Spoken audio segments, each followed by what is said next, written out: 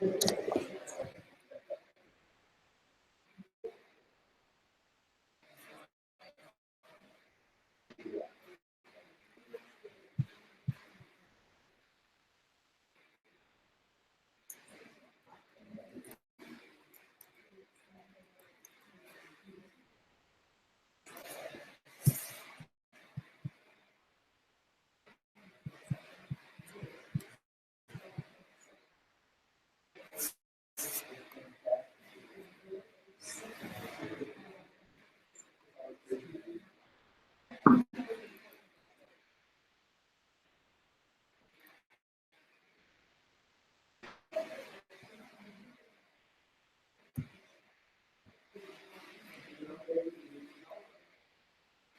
we are ready.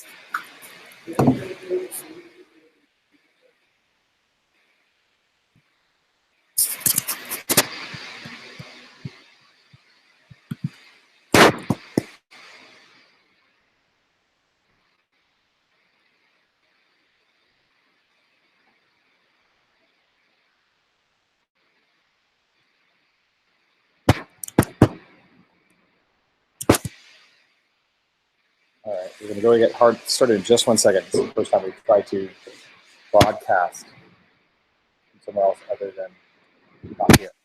So I apologize for taking a second.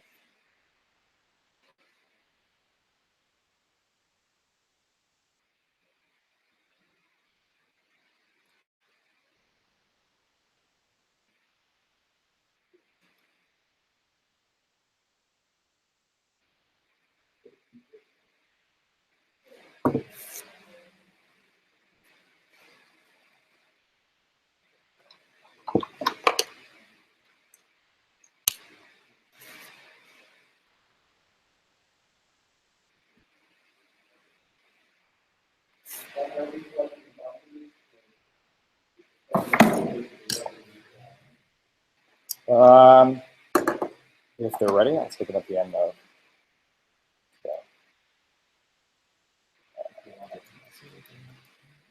Yeah, look at it. That's fine. So you're just verifying medical forms, student sports, Insurance cards and YPT for adults. what's left? And YPT for adults. The YPT, white adults. Right.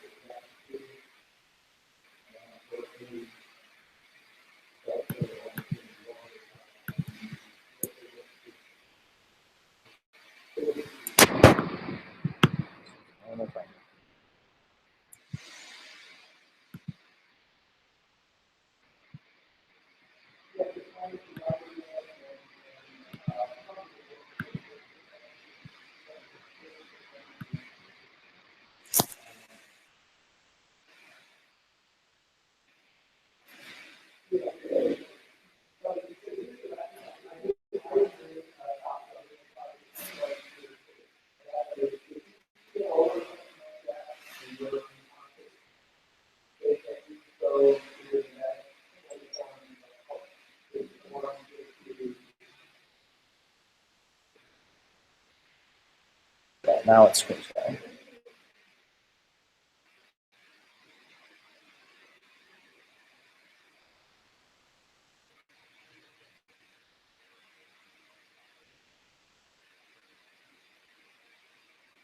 Okay, now I think we're good. Now the presentation's going to go on. Okay, so let's go ahead and get started here. First thing is that we have a presentation you'll get a copy of. If you have not filled out your survey, and anyone has not done so, there's emails that have gone out. Please make sure you do that. We are missing information, so if you've done that, it doesn't apply to you, don't worry about it. But we do need to have those surveys filled out as soon as possible. Part of it is when everyone paid online, that data got corrupted. So how many people you paid for and the email address you paid for, and then everything else after that is kind of mumbled. So sometimes we know, sometimes we don't. So we're going to just collect the data fresh, and what we're doing right now is comparing all the data in your payments to the data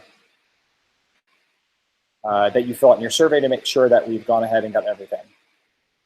So fill those out. That's incredibly important. After we do that, we are going to try to make sure we get all the unit information out to everyone as soon as possible. What we are going to go over,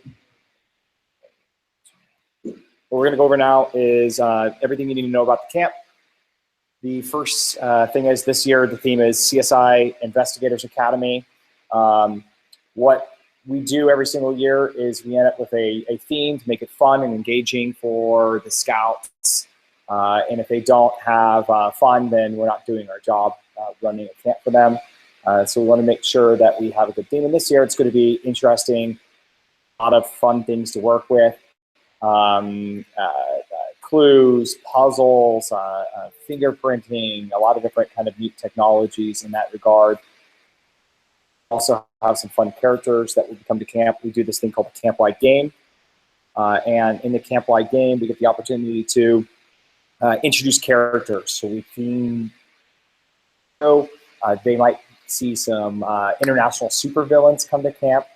They love those kind of characters. Last year we had Sky Pirates join us. So this year they'll see a variety of different characters that make part of the camp fun. Also, a lot of their projects are associated to the theme as well. When they go through a day in camp, it basically looks like this. They have a swimming every single day. That's one of their favorite things to do, except for it's June. So sometimes you've seen today it rained. So it's cold in the morning. What we do is we rotate them. So that way they have swimming sometimes in the morning, swimming sometimes in the afternoon. So that way if it is cold, they're not left always stuck in cold weather when they want to swim. Archery BB is throughout the week except for Friday. Crafts, engineering, they work in, they do photos. Cooking is popcorn and baggy fudge. They do unit time where they work on their flags. Scavenger hunt, they do a hike. They sports, and this year they get to do a radio exercise, and we have a communication truck coming from the fire department. So it's going to be really interesting seeing some of that stuff this year. I think we're going to have a really good time. Camp is mostly covered, and that means that the time, with the exception of while you're in the pool, while you're out shooting sports, or while you're in the field or assembly, that means about 40% of their day in the sun and 60% they're under the trees. Have enough time in the sun, they should be wearing sunscreen. Make sure that you have sunscreen available for them in their backpack. We'll have a list of everything that we go over that you need to have them bring to camp. The drop-off and parking procedures, traffic that comes through. We have to deal with horses, through traffic to the park. There's neighbors that come by. They have a fencing company that's there. Safety and trying to get everyone in and out of there as fast as possible. They're enjoying their nice air-conditioned cars while we're standing out there in the sun all day. You know, we want to make everyone move very fast because we want to get it off our street and go home at the end of the day. So we ask everyone to help us with the parking situation. The way it works is we have drivers go down to the end to the entrance of the gates. There'll be someone standing there. You will U-turn, come back, and then enter into the parking lot. There'll be people throughout the entire time telling you when to go, not go. We'll have people saying, don't go and block the parking lot while you're waiting. Don't U-turn and block the directional traffic the other direction. Pull off to the side near the fence. So there'll be a variety of people out there wearing parking vests, and they'll be directing traffic. Please listen to them. Their safety is important to us. Being a good neighbor to all the people that need to drive through while we're blocking the street is important to us. Volunteers have a different parking spot. They'll be trying to leave. If you're a volunteer, you'll be parking and backing into your parking spot, which is the fence beyond. So you'll see the Little Hills fence. It's a brown fence. On the other side of it, there's a bunch of gravel. You back into that spot. All volunteers are given a slip to put in their windshield since we finish unit formation, hopefully by the end tomorrow. I have 28 surveys left. So as soon as I have those, we can lock down units. You'll print that, put it in your windshield. The important thing about that is that if you're blocking someone, or there's an emergency and we need to figure out why there's a car left, that's everything we know about using camp. And so you'll want it in the windshield, and everyone does that. If you have to leave for an emergency a day, that's how we get the car in front of you out of that, right? You know who it is, what unit they're in, etc. The drop-off and pickup area is a loop. People enter the parking lot. There is a gate that is one car wide. That means that we have to control bi-directional traffic. We have anyone who needs to park, they back into the fence line to the left. When you drive in, it's to the left of entering the parking lot. People park there for a couple of reasons. Medicine drop-off. They're doing early pickup, late drop-off. They need to come in for any specific reason. Or we have you park there because we're waiting for a scout that isn't in there. Otherwise, we generally don't have a lot of parking going on, so it's not a major issue. This presentation's online for those that like to look at graphics. It will be posted online. We've color-coded it to give people an idea of how it works. It's basically a U-turn loop, driving in the parking lot, follow the circle. Morning's a little bit different because you're not waiting to load the kids. They get out faster than they get in. School pickup and drop off, this is true. So what we will do in the morning is there'll be people managing traffic entering. You'll still follow the cones around a circle, let your scout out, and then you will be directed out of the parking lot. That's it. It's a little bit faster because it's a little over about a 15, 20-minute period of time as opposed to everyone trying to get there at the same time. Arrival time, volunteers get there a little bit earlier because we want to get them in and checked in. Scout drop-off begins at 8:35 in the morning. First, they will come with the scouts if they're coming with scouts. If their parents are volunteering, they come with their parents. If they are standalone and they do not come with scouts or parent volunteers, then we ask them to show up at the same time as the volunteers so their parents get there with less traffic. The opposite occurs in pickup. Scouts get to the parking lot at 3:55 p.m. Last year, we were averaging about 21 minutes. That's the first kid in a car, the last car into the parking lot off the street.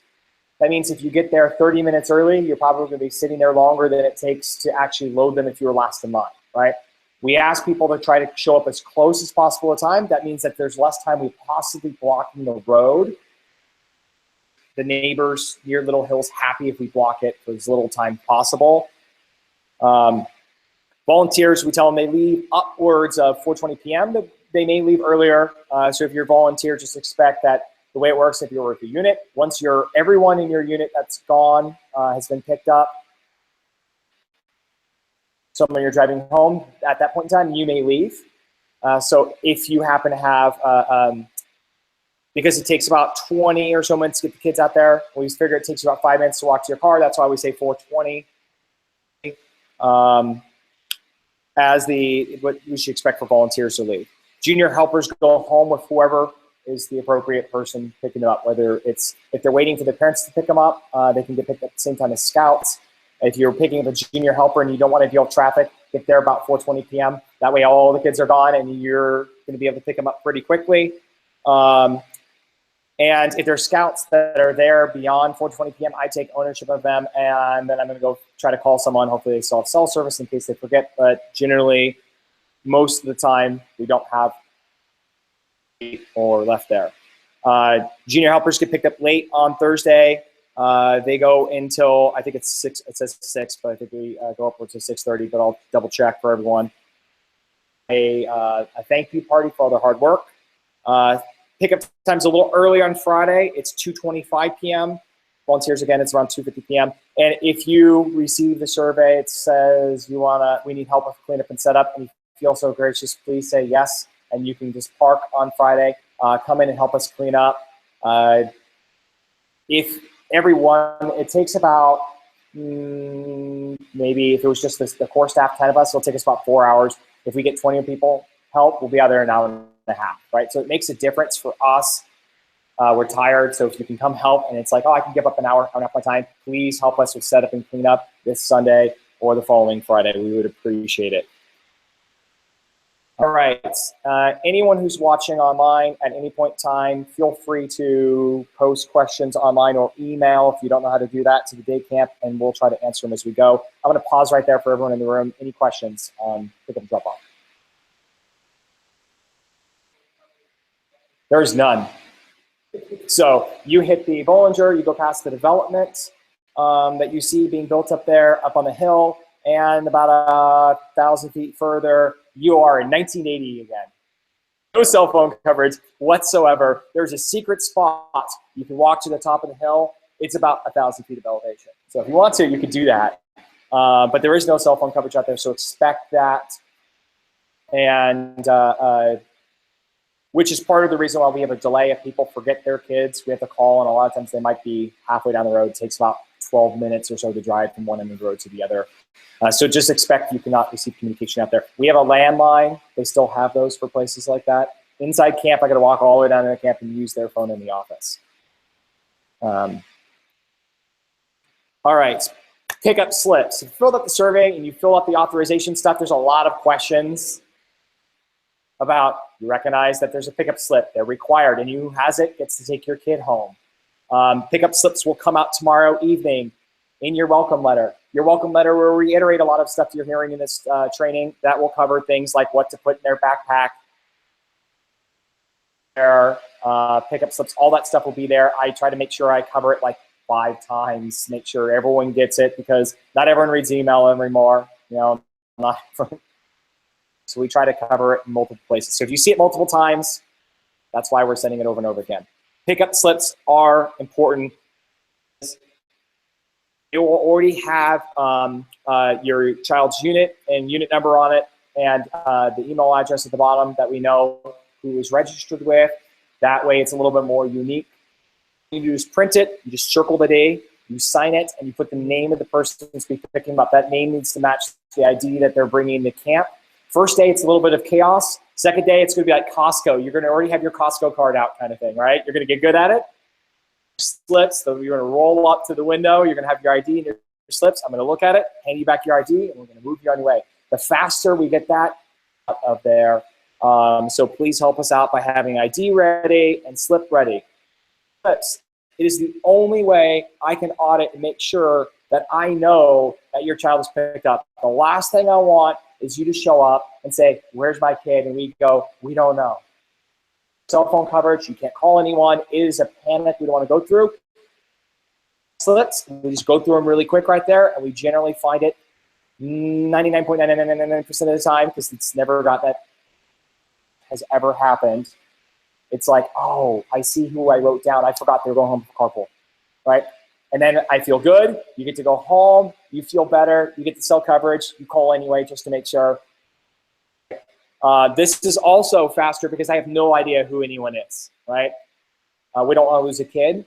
So slips are important. That means if you're sending your child with a carpool, if their unit leader or anything else, make sure you hand them the slip. If you are carpool driving, you're a unit leader, you're taking anyone else's kids, that is the price you should ask for. It's the currency system. I'll take your kid with a slip, so that way we're not running through the process. Because what the alternative is you saw that when you filled out the survey, emergency contact information and the authorization for pickup is what I'm going to go to first. If that doesn't have it there, the next thing I'm going to is your medical form A and B on the front page. You filled out who's authorized to pick up your child from camp. If they're not on that list, then I'm calling the emergency contacts and the parents to say, is this person authorized? I will then hand the phone to the person picking them up, the voice verify, then I will take the phone back and say, that's who you want them to pick up. Great. I will look at the ID. I will manually write in the slip, and I will write confirmed, right? And then we will put that in the bag. We are very serious about child safety. If these slips show up and everyone gives me ID, then everyone goes home and I never have to use any of those procedures. And it's awesome because it saves them ton of time. It saves you time too, because if you're doing a pickup and you don't have a slip and I've got to go through that whole step, I'm gonna have to park you and I'm gonna have to go unload as many people as possible in order to move traffic, and then I will get an opportunity to go find them. So you could be upwards of 20 to 30 minutes before we get authorization, depending on how long it takes me to contact someone if you're not on that emergency list, right? So just get the slips and it makes it really easy. And I'm gonna pause right there.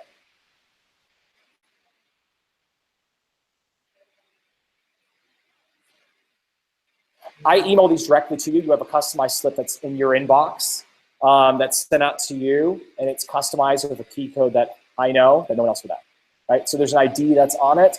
So if they have a slip, right, and they sign it and there's an ID, we're generally good. I've checked the ID. So that generally means if someone tried to forge a slip, I've seen their identification card and we know at least their name, right?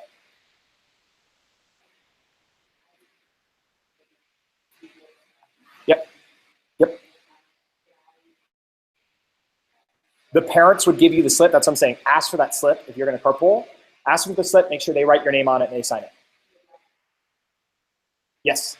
Well, I'd ask for it every single day to get in the car so that we don't have to deal holding them every single day.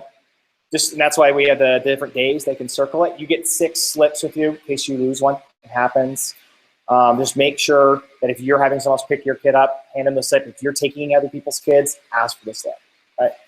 Go ahead.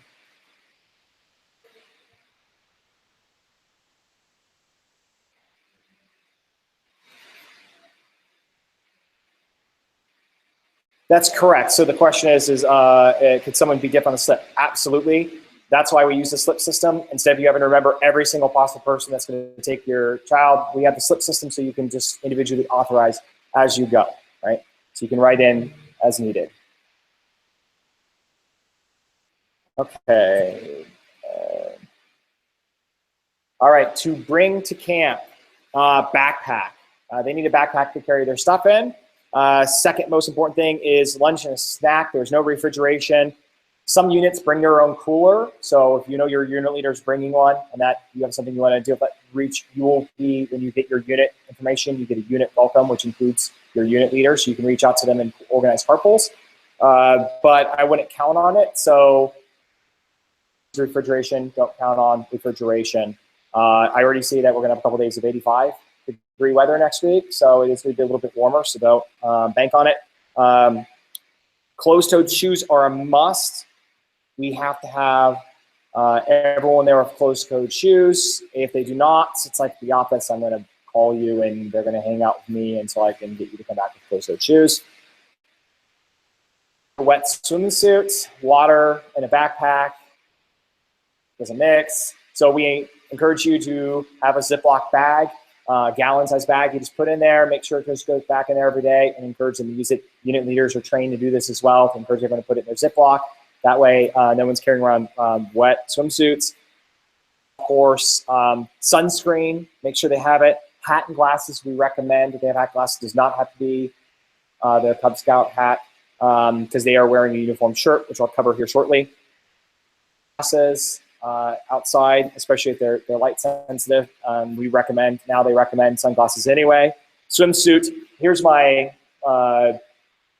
advice. You don't have to take this, but this is what we recommend. Have them wear the swimsuit is like a base layer underneath a pair of shorts, underneath jeans, depending on the day if it's cold like today. The reason why is we have this magic thing that happens. They go into the changing booths, they change into the swimsuit, they come out, they go swimming, they come back and they change and they leave, and there's random pairs of underwear there. That's odd. Those weren't there before they got there. They have a tendency to sometimes forget to put all their stuff in their backpack, and they never want to claim that ever again. So they just leave the underwear there, and we all know how they're going home. So if they come in their swimsuits, they don't have to change into the swimsuit. They just have to take off their shirt or their outer layer shorts for swimming and come back, and then their underwear's in their backpack. That way, it's strategically in such a way that they don't lose it and it ends up in the lost and found bin to never be touched again. So that's our piece of advice. On Monday, there's 2 things we're going to have you give. It's just a pair of tennis shoelaces. They're going to make something in so you could use any 36-inch laces of any color you find fascinating for them. And a small photo, like a school-size photo, that's going to go on their ID badge. They're going to get CSI name badges, right? So they're going to get inspector, and they're going to put the little photo on it, and they'll have that for them.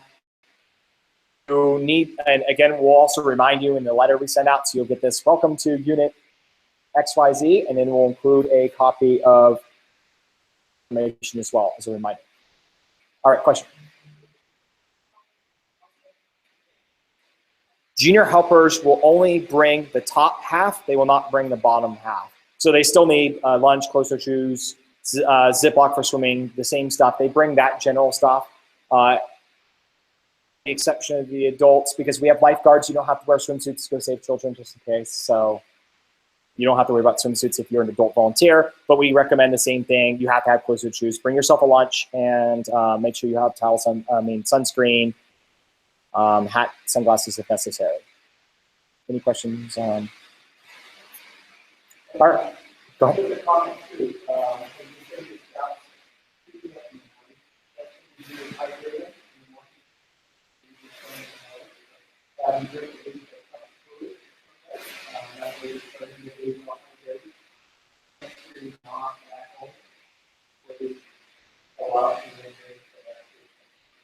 Yeah.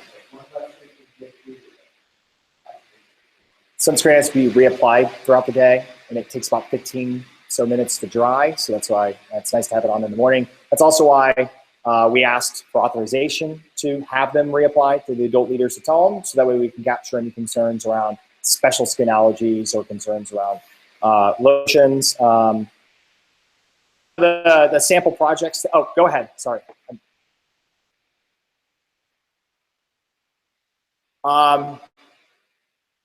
Closed-toed. Keens, especially the ones where they have an exposed heel, a bit a little more concerned because they do have a tendency to walk around where the bark is. If they're wearing like the closed-toed Keen hiking shoes, that's generally fine, but I would try to make sure they have something that's covered all around, because they have a tendency to go up where the tan bark is, and they do one hike. The only place in camp you don't have to worry about when they go swimming, it is in a paved area, and it's a paved area to the pool, so when they change out, they can go barefoot at that area because we keep it in such a state that they can go barefoot from the changing stations to the pool. So they don't have to worry about special pool shoes.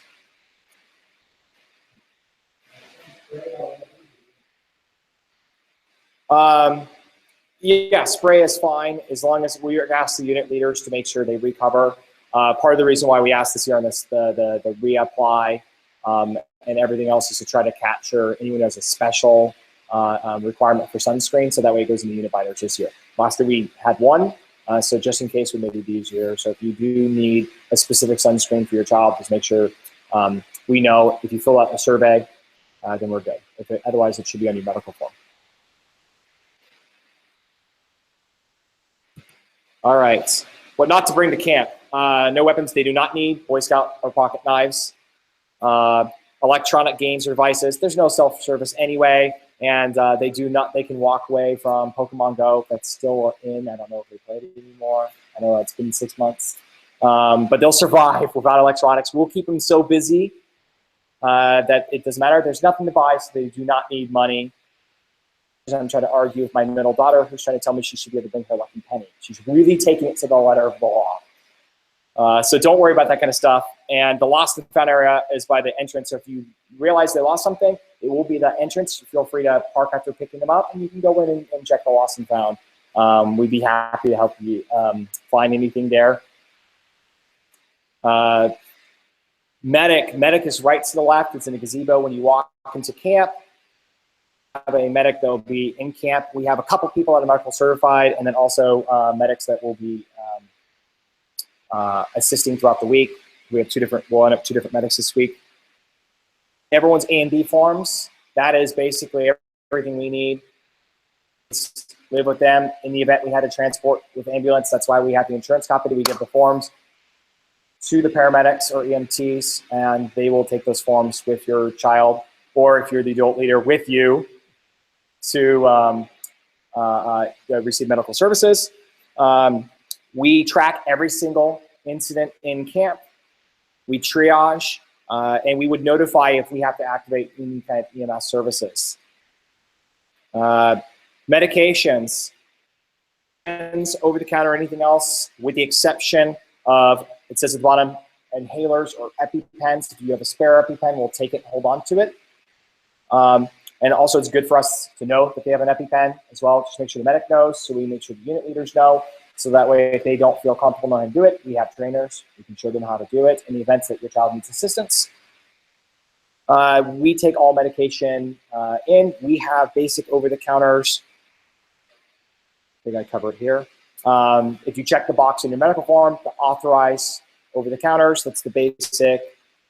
Advils, ibuprofens, anything else that doesn't list as an allergy on their medical form, we would administer those. 99% of the time, we have homesick, because they're not drinking enough water, or bumps and scrapes. That is basically the extent of what our medic does most of the time, which is the way the medic would like it, right? We want to see happy campers, not hurt campers.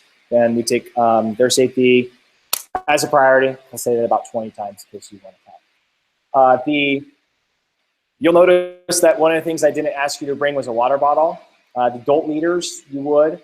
We provide them for your scouts. We learned long ago that it's better just to give them a water pouch. They will be at camp, will live at camp. It's got their name on it, so they get a water bottle at camp that we provide them all week because hydration is important to us. We lock up all medications. If you need to drop off medications, you drop it off on Monday. Just park, come in. Over Friday, come in, pick up your medications, and stay for cleanup if you feel so obliged. But make sure you do that. Over-the-counter medications. Here's the examples at the bottom of the page. I'll pause there for any medication questions. Go ahead.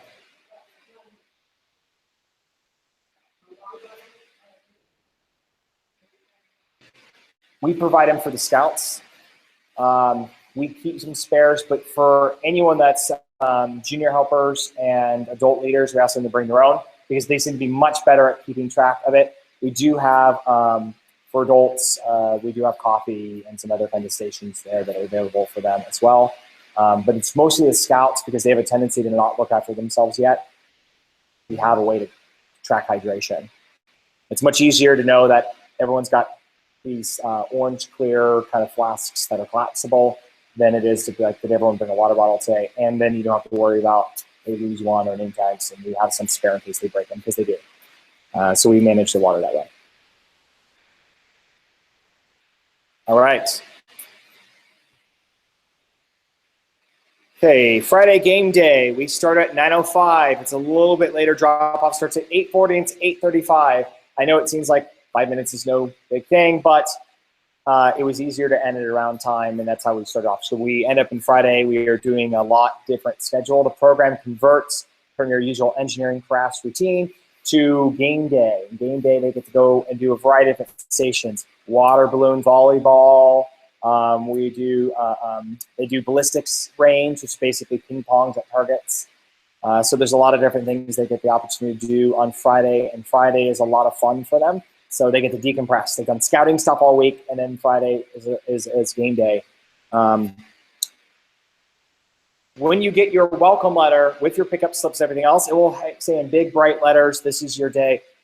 Basically, we ask every family in camp to donate some kind of food item 1 day a week. We use this to help the junior helpers. They like snacks and breaks a lot, so this is an opportunity to give them that ability. We don't expect them to go 8 hours straight at the ages of 11 to 16.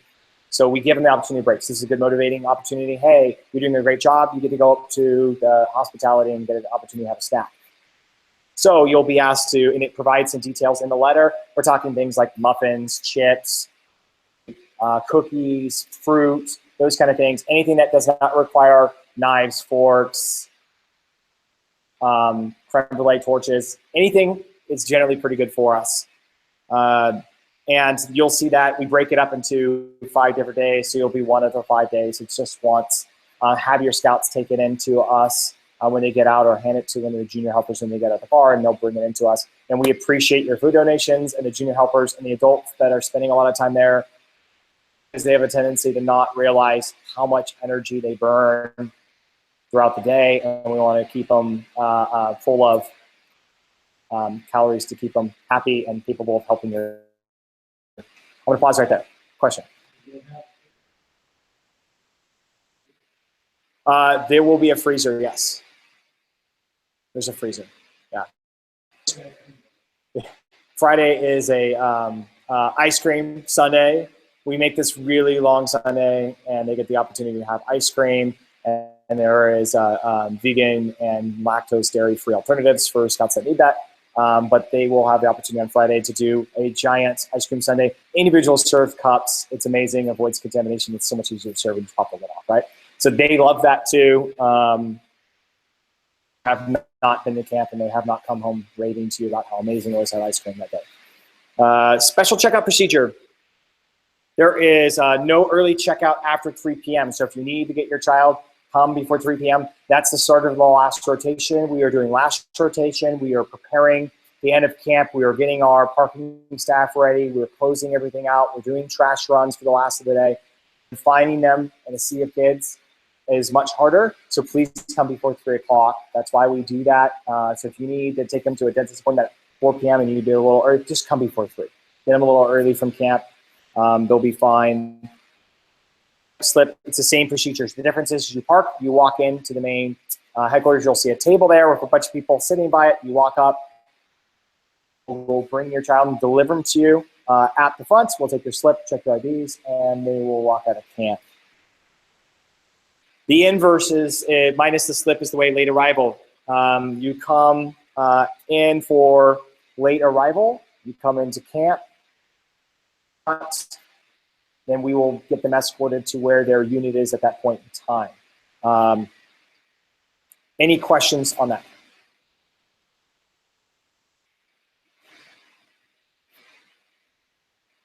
Go ahead.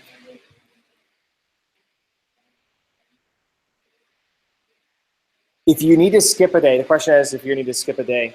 If you need to skip a day or you're going to have a sick child, please email your unit leader and just let them know. So that way, because what's going to happen is when your unit leaders take attendance in the morning, what they're going to do is if they already know that they're missing, they'll just write, not going to be here today. If they don't know, what I end up doing is I call every single kid that's missing.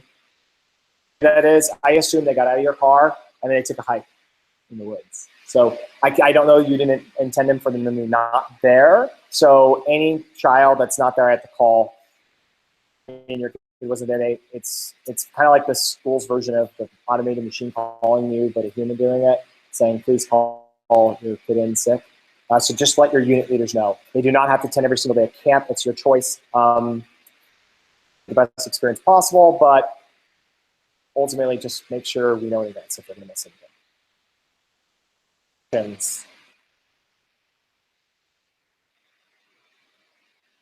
All right. Are there any volunteers here? Raise your hand if you're volunteering and you did not go to the June 1st and you want me to cover volunteers.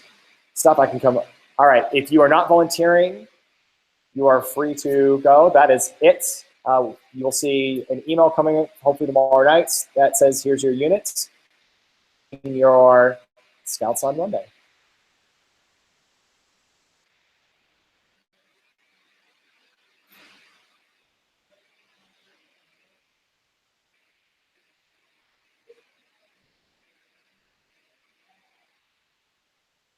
We always take volunteers. My requirement for volunteer is that I know they're coming, so I can check them in. I have their YPT registered as an adult leader scouting. If you've already turned on the forms, Rand can help you with the adult application. But literally, if you came on site and you printed, it takes like 30 minutes online, and you came and said, all right, I want to volunteer today, and you brought me the form, then I'll find a position for you to work on.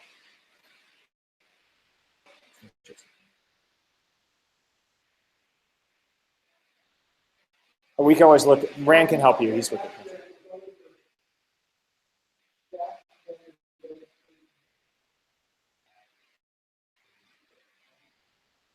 right. Anyone else is not a volunteer? If you think about volunteering or you just really like my presentations, you can stay. If not, we'll see you in your scouts on Monday, and then volunteers all start in like 30 seconds. Will come in the email you use to register. No problem, thank you.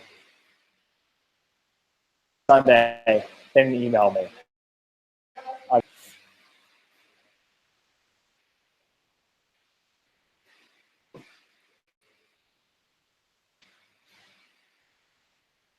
All right. Volunteers. Okay, here we go. We use national camp standards and we follow their procedures for being accredited. It's a book that's like 400 pages long. I've done you the mercy of reading it for you, and everything you know is redacted in here. We're going to go, we have a variety of different requirements: security, emergency procedures, stress, and safety, and security. Philosophy is scouting is fun for purpose. This is theme-based, it's fun, it's interactive, and it teaches them things. They're going to be learning to use basic tools, tool safety, crafts, leatherworking. They're going to get the opportunity to learn safety at a range with the BB and the archery. So they're going to learn to respect those tools. They enjoy them, but at the same time, we teach them at the same time. So they get the opportunity to learn how they work and operate. They get to do swimming. We don't do swimming classes, but they have fun doing it. We do a swim test. The opportunity to swim, cooking, hiking, and the radio trucks are new this year. We do lunchtime activities, so there's a lot of fun. Okay, the way this works is myself, I am at the top of the hierarchy. And this is my 20th day camp in my life since I was a Cub Scout. I'd like to say I inherited it because my parents ran this camp when I was little. And it's one of those things where it's like, you like go to the first year and you're like, but they should do it differently. And then the first thing someone says to you is, are you volunteering? Program director, I was lucky enough to have the program directors come back that ran camp. One of them is my mom. She's retired, so she came back as a grandparent to help run programs. She's very good at it. And Karen, which was our family friend, that also ran camp, we recruited her back. Rich runs engineering. He ran engineering when I was a Cub Scout, so we recruited him back. It's great to have people who are giving back. They had a lot of fun. See any of them in camp, some of these people, right, they've been doing this for a very long time, and they got the opportunity to come back to continue that for another generation of kids. So I thank every it's possible. A lot of people. We have on average almost 60 adults every single day that are volunteering their time in camp. It's a lot to give their time. A lot of parents don't realize that no one's getting paid to do this. We're all volunteers. Everyone who does this to help get back to the next generation, I thank you in advance. Uniforms this year, core staff, that's the people that are running the stations. They were some of the top hierarchies in that. You'll see them in shooting sports, archery, crafts, engineering. They'll be wearing a purple shirt this year. You will be wearing red shirts this year. Cub Scouts, sky blue. Junior helpers are gold, and tags are lime green. Everyone must wear the shirts. The shirts are going to be in the boxes when you get in. If you're adult leader, they'll be at the check-in behind where the junior helpers area is, and kind of a white tent with a tree coming through it. That's where you can pick up your shirts if you're not assigned to a unit. If you are just coming for one day and you really have no need for that shirt, just at the end of the day, give it back to us. We'll wash it. We'll use it because sometimes we get more adult leaders we predict. You have to abide by closed-toed shoes, and the only exception is the pool area in camp where anyone could go without closed-toed shoes. I'm a flip-flop person in the summer. It's my 1 week I have to wear shoes too, so I feel you. Camp rules. Uniform. We're part of a team. I consider this a director. My responsibility is to make sure the camp runs. The only person here that's responsible for making sure the kids are having a great experience, that they're safe, and they're learning. That's you're part of the team too. I liken it to anyone that's not your kid, your unit, everything else is still your problem. We should treat every single kid as our problem as a community. So you might get asked to do things that you don't wouldn't think you're doing. Like, that's not my units. Right? Feel free to step out of bounds. They're out because the kids outnumber us, right? So no smoking alcohol beverages. If you are on your break and you need to smoke, you may go all the way out to the parking lot. Little Hills has these little cone things that you can use. Make sure that, and I'll talk about breaks in a second, that's what you're doing on your break. Please use constructive language. Let's avoid any kind of inappropriate language on camp. And remember your YPT standards and follow all the Boy Scout procedures as we define. What? Oh, yes. If it's got the word cigarette in it, it applies to going out to the outside. Okay. Any questions at that point in time? A lot of questions. Good. Purpose and methods to ensure everyone knows what to do. We're going to use buddy system, etc. So we're going to go over this. This is a summary. Buddy system. We use the buddy system. If you are not a unit leader and you see a scout walking by themselves and you can't ask what their buddy is, we use the buddy system they have with one another at all times. One, if you're familiar with the idea of scouts banding together for their safety, it's easier to track scouts that are missing. It's hard for you to remember if you have 12 scouts in unit. It's easier to say there's 6 pairs. It's easier for them to remember each other's names and then one buddy. And then they use buddies on a regular basis. That follows them throughout Boy Scouts. So we start training them the concept here. So always ask them for their buddy. Time. You can always use a buddy check. You're getting ready to rotate. All right, guys, where's your buddies? Buddy check. Have them buddy up. Count your groups, and you're good. They need to go to the bathroom. They take their buddy. They need to go to the medic. They take their buddy. I'll cover in a second if they have to be there for a while, how to create a free. They do buddy checks in the pool, right? So buddy checks in the pool. If one's out, one's in. Out needs to know their buddy that's in the pool. We'll walk over to the edge and hold their hand. You own them, that's your buddy, right? If you have a kid that's sick, you just go temporarily, or there's someone out, your group of 3 is okay too, as long as they with each other at all times. Question?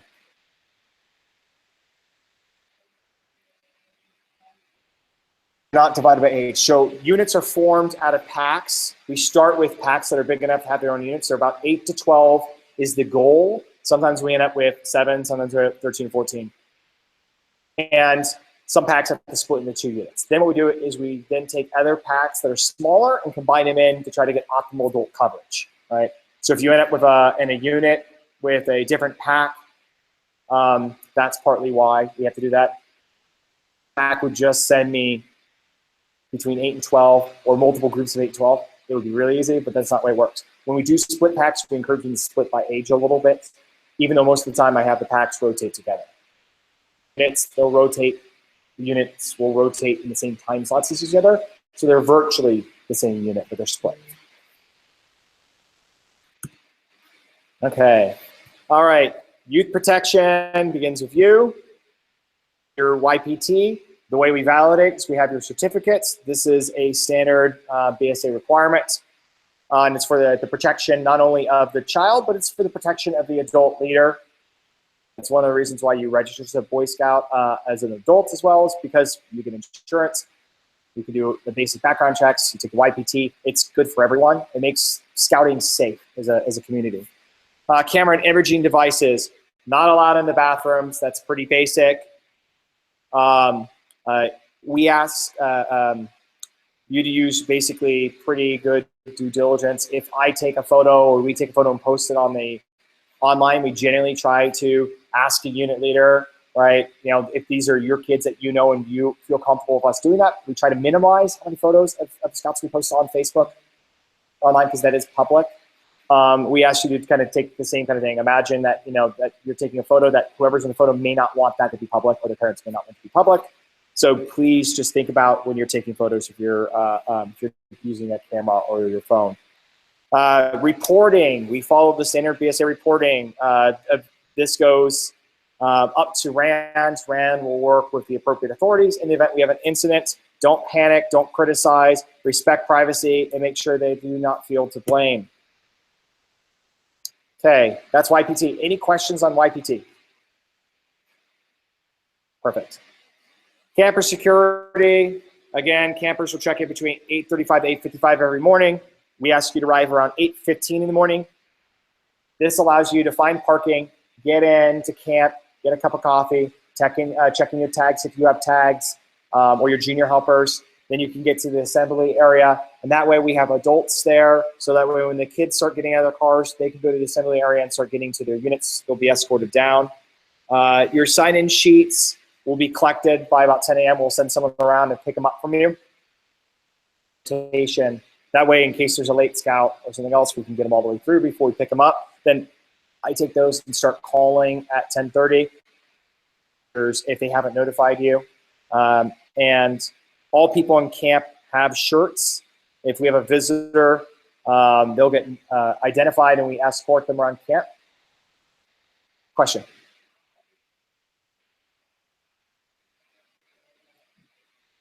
Camp, there's a giant red building that blocks your right-hand motion to camp. And then right in front is some stairs and there's a table right there. We ask all visitors to check in there. When we end up with visitors coming to camp, they stand out because they're the only person not wearing a camp shirt. Yes, we have, that's the junior helpers check in there. That's what we call headquarters. So we have some junior helpers sitting there and the junior helpers leader is right there at all times. Right? Which is perfect timing. Unauthorized people in camp. You're just ahead of me.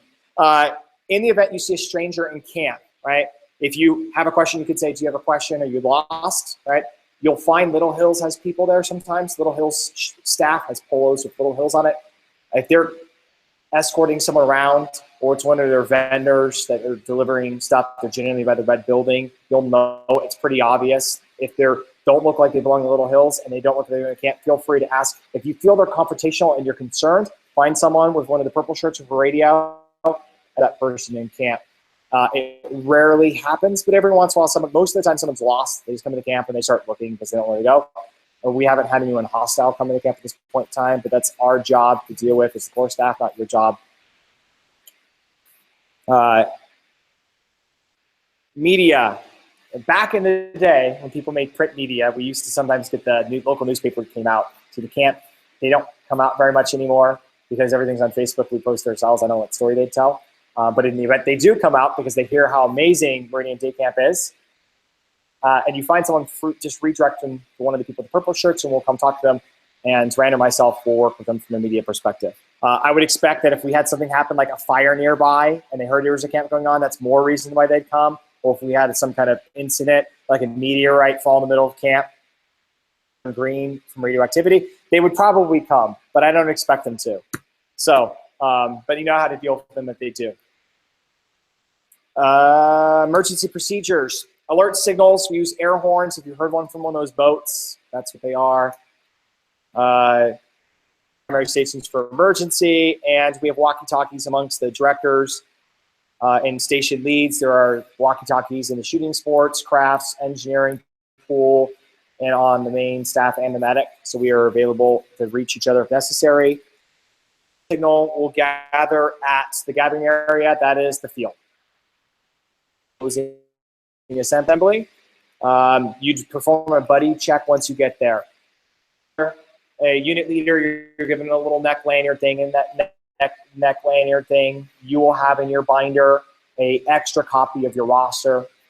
Fold it, you put it in that neck thing. That neck thing lives with you during the day, box every single night. Basically, what happens is, in the event we had to evacuate, I don't expect you to carry all your stuff out. It's like airlines tell you, leave your stuff under the seat and get off the plane, right? We expect you to do the same thing. Don't worry about your unit box. Move out of the camp if we had to evacuate, come to the assembly area, or if there's an actual emergency, we're like, we really need to get out of the camp, there's a fire.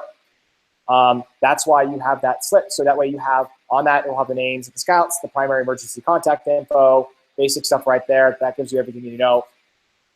And to actually evacuate all of camp, our meet rendezvous point is at the end of Bollinger Canyon by the fire station, and we would do everything we can to shuttle as many kids out of there as possible. And then you have the contact information. We ask to do a phone tree where you take your unit, start calling down that list because we have cell phone service. And that's why you will have that with you throughout the week. Yes? There's 2 adults minimum per unit. It has to have 2 adults to do leadership. Lost camper. This has only happened once in my 20 years. We first do a buddy check, then have one of your adult leaders do a basic sweep to see if they actually walked away to the bathroom. They tend to do that. If you find that you are concerned they're not coming back, immediately ask someone to say, I have a lost scout. I will drop what I'm doing and I will come help find them. In the event we cannot find them, we will then call the emergency. We'll pull everyone back to assembly, but then it go to assembly, and then we'll try to find them. The one time it happened, I was a junior helper. I went on the hiking trail. We found them. That's the last time they took a hike by themselves. I'm pretty convinced, right? But we do want to find them. We do want to make sure. In the event we can't find them, it is my responsibility to reach out to the parents, let them know that we have an incident. After we swept camp, we pulled everyone back in, and we still can't find them. We'd be reaching out to Park Service, regional parks would help us, and we notify the parents. Accident, illness, this is why we have A and B, etc. on file. We have a medic. We have if there's a major situation, the camp directors are notified. In the event of a serious illness, we'll notify the parents.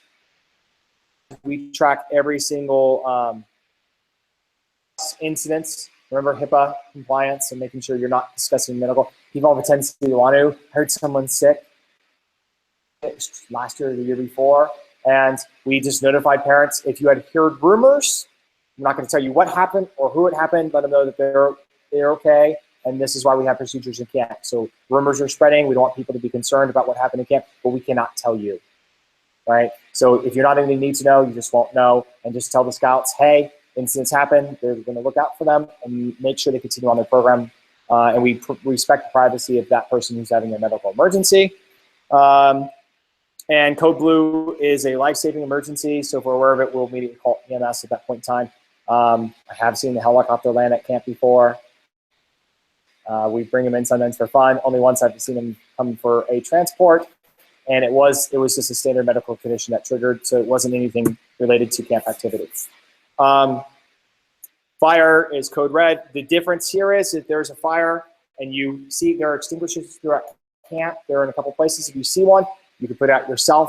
If it's a small grass fire, if your concern is getting out of control, notify someone for radio. The difference between assembly for the 3 horns for a regular incident is assembly area. For a fire, we move to the parking lot where the pickup and drop off is. Monday, we run a fire drill. So on Monday, you'll finish lunch. You'll hear the fire drill. You get 5 minutes extra for lunch this year as opposed to last year. So you should have a little more time. We'll blow the fire drill. Everyone needs to head out to down. We'll have you go straight out of camp. You'll sit down. After that, that's the fire drill. It rained today. It's June, right? It happens. We aren't a lightning state, but it's still possible. It happens every once in a while. In the events that we had weather that required it, we move them into the covered areas where we have covered areas in camp accordingly.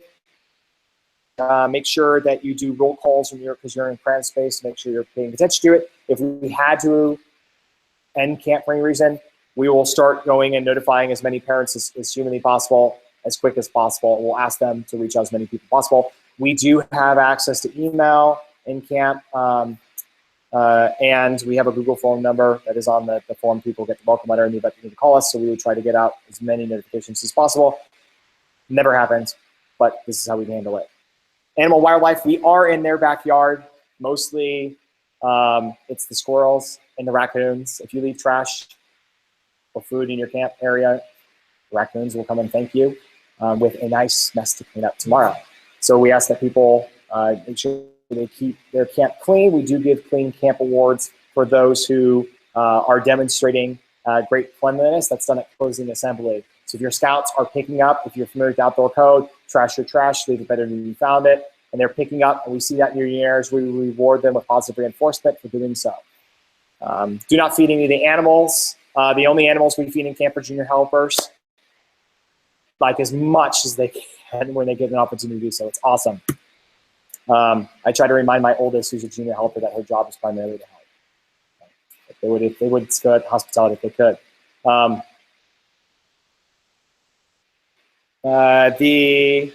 going to pause right there. Any questions before I get into stress management?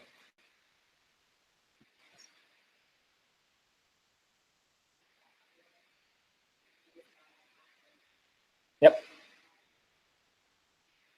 Your path. Yep. With 4, you'll be combined with another path.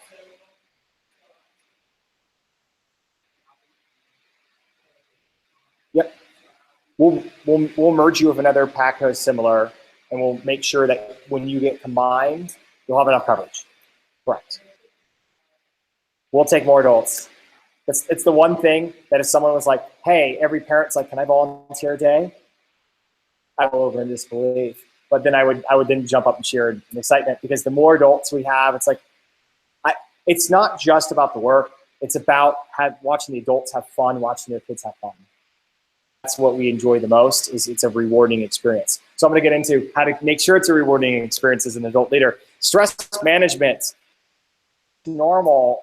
It is something that you just don't think about. It comes at you. It's just how we're designed. And it can impact your ability to operate as an adult leader. Symptoms of stress. Symptoms, they happen. We want you to have fun. We want you to make sure you're looking out for the kids and their fun. And if you're stressed, it makes it hard to do so. So stress prevention. There are opportunities. You're going to be working some of the stations. It's out. But at that point in time, we generally have station leads too. The ratio of adults changes a little bit. You get to place like engineering or swimming that's very close to hospitality. If you're at crafts, those kind of things, ask one of your adult leaders. That's a 45-minute session. Feel free to be like, hey, first 15 minutes, I'm going to go take a quick break, and then I'll switch with you. Try to do that once or twice during the day. So it's amazing how hard it is sometimes to tell our adult leaders it's okay to go get a muffin at the hospitality tent and a cup of coffee, right? Please do so. Take advantage of that because it helps you out. Make sure you are drinking fluids too. I walk about 11 miles a day at camp. The average unit leader, I've asked some people when they have those apps, they say anywhere from about 5 to 7 miles, depending on how adventurous they are walking around and picking up trash. That's why I think the difference is. Right?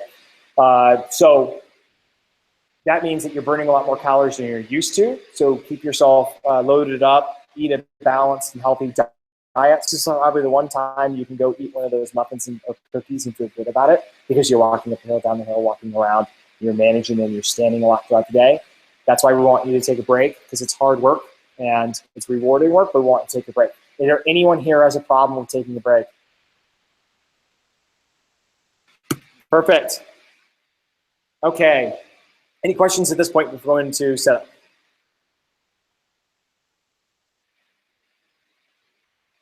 Great. On-site orientation and camp setup, Sunday, June 11th. We asked the adults and junior helpers to come. It's 1 to 2 p.m. You can bring your kids. Just make sure you watch them because we don't have anyone to watch them.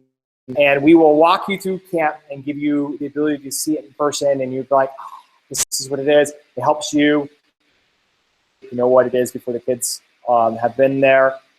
There for camp setup. We do setup session just before it. Setup session. If you have been to camp and this is not your first time to this rodeo and you can't make it, we understand. Time to camp. This is a great opportunity to see the layout. You'll feel a lot more comfortable come Monday. Thing is, and that helps us focus on the glitches that always come up instead of having to help train you on the fly. So please join us. You are, if you're a unit leader, you get to set up your unit area on Sunday. So this is our set up your spot. A lot of people bring pop-up tent, own instant backpack hangers to keep them off the ground, right? And to keep them organized. So your training, you can go set up your unit area. We see all kinds of interesting things people have done. They take those wagons and they make their own water coolers and unit, you decide what works best for your units. You're going to get a unit box, you get your number written on it. At the end of the day, you store it at the tags area. You drop it off. Inside your unit box, put back the water. They drain the water containers. Otherwise, you'll have a box with no bottom. Any food in your box that raccoons can eat. So keep their water containers at camp. Don't let them take them home. Back in, put your unit binder back in. Do not take your unit binder home. Yes?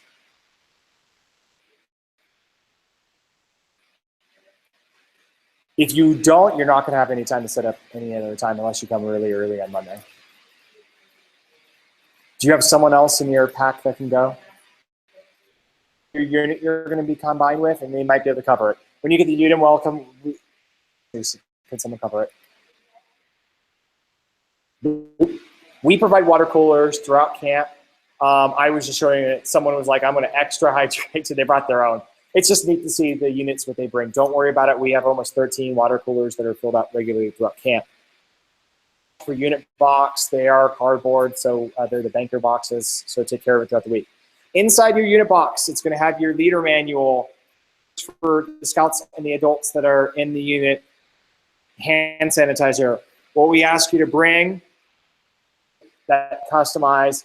You put it on the back of their shirts, put a Sharpie and write their name on it. It is way better than name tags because it stays, and you can choose all kinds of unique colors now because it's not just silver anymore. They have so it makes it easier to identify your kids when you can see the labels on the back. Colored shirts. If you wanted to bring a whistle, that's optional. A lot of people don't, but if you wanted to for any reason, that's fine. Spray bottle, those kind of things, those are ideas. If you want to bring extra sunblock, the one we asked you to get is some colored duct tape just to label your kids on the back and make your life a lot easier. We started doing it a couple years ago, and we've adopted it as a practice.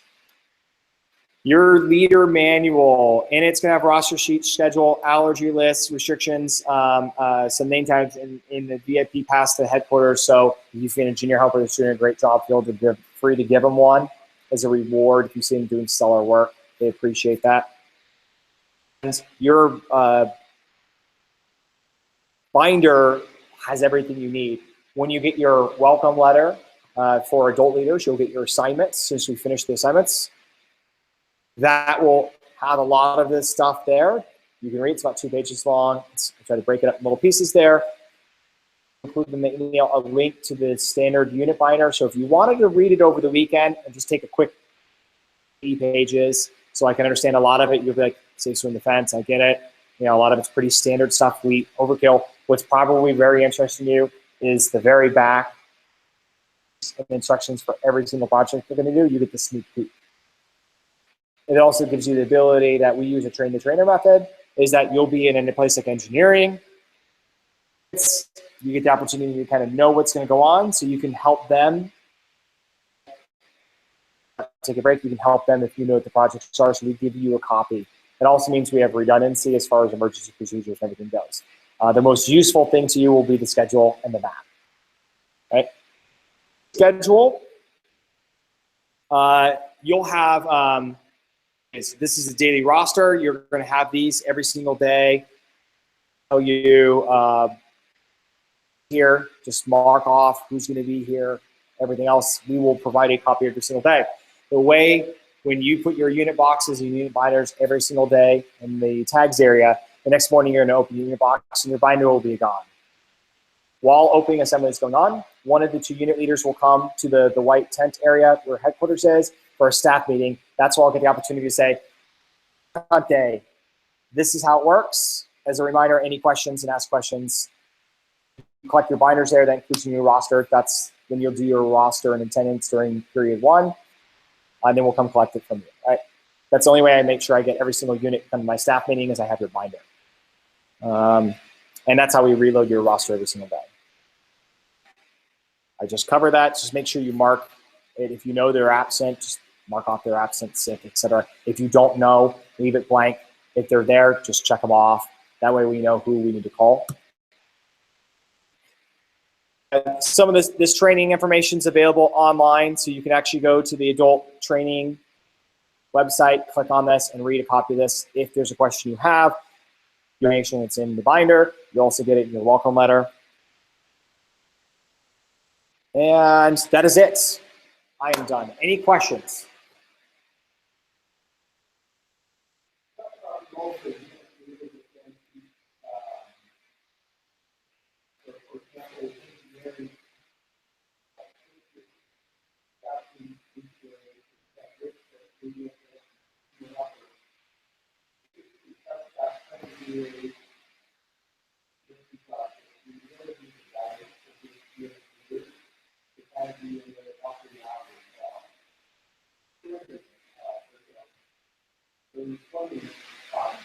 Again, we have these lifeguards, lifeguards,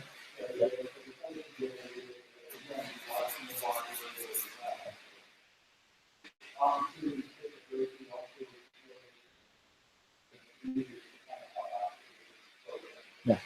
Think about when you get into a program area, it's like being a docent in school. So just going to combine many things. Make sure you sign in and out when we do any kind of volunteer refunds for volunteering extra days. The only way we know is if you sign in and out. Otherwise, we have no idea, and we'll process it based on who signed in and out as is. And once we close it out, that's last call. That's it. We have to rely on who was there to physically sign in and out. So when you come in the front entrance, there will be a table there with some junior helpers that were there, and you just sign in on that sheet. There'll be one for every single day. So make sure you sign in.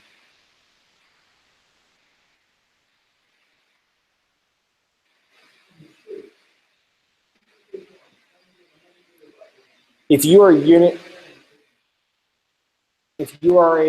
leader, it will be in your unit box. If you are not assigned to a unit, it will be at the headquarters. You can just pick up the shirt. You'll take it home every single day and wash it. Multiple days, you take your shirt with you and you bring it back and you wear it every single day. This is the one opportunity, multiple times in a row, right? If you ever wanted to do that in your life, you now get the chance. No worries. Good question.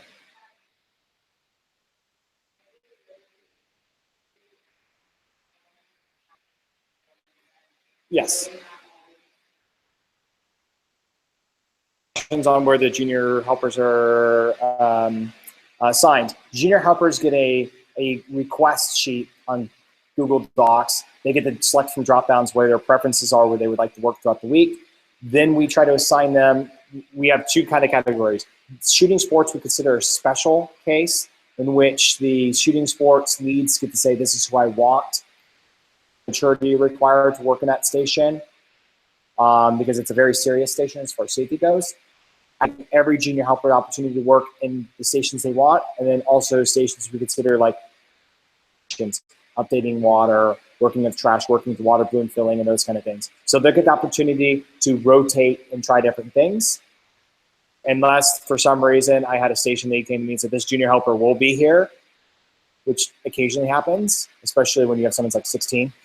They tend to get drafted really quickly. Other than that, they'll get the opportunity to work in a variety of different places. Junior helpers will also get the opportunity to try things like working in some of our acting roles or working at parking and pickup. We want them to and practice. If you have a junior helper, during lunchtime, after lunch is done, if they don't want to watch the show, they can go swimming or go to shooting sports. So if you provide, that's why we ask for the same question on them for swimming, and we ask for a shooting sport authorization form for them, so they get the opportunity to do that on lunch break while we're doing the lunchtime show for the Scouts.